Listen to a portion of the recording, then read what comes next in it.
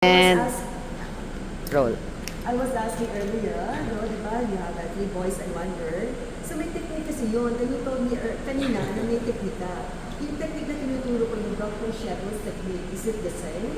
Nako, I honestly don't know kung ano yung technique na to. No? Hindi ko alam yung official name niya or description. But basically, sa aking pagkakaintindi, ang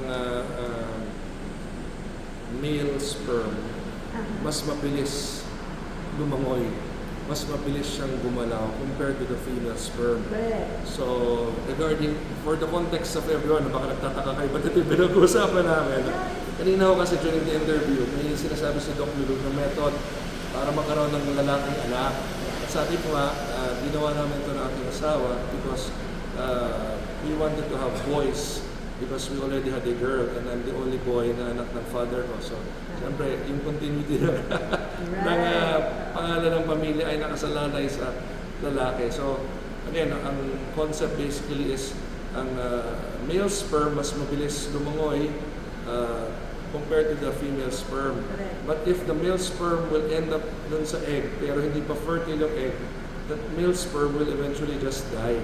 Kasi hindi pa ready for fertilization yung egg.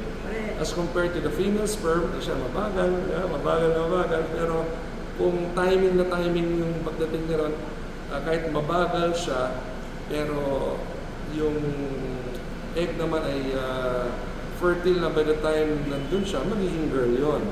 Ngayon, yung male sperm na mabilis mag-swimming, kahit kahit mabilis siya mag-swimming pero hindi niya abot ng fertile yung egg, mamamatay lang siya. Yes. So in short, you have to make sure that the male sperm will be the one to fertilize the egg. So dapat yung timing nung pag ano niya, Right. So, right, di ba pag talik ninyo, yes, dapat yan, yung male sperm ang umabot sa isang fertile egg. So you have to determine yung fertility ng asawa ninyo para siguraduhin na yung mabilis na male sperm na abot doon, may abutan siyang fertile egg. Pag ano mangyari, lalaki yan.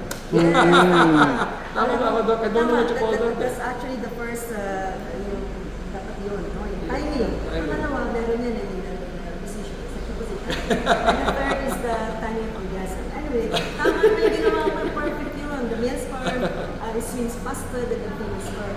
Okay, X plus Y is the baby horn. X plus X is the baby girl.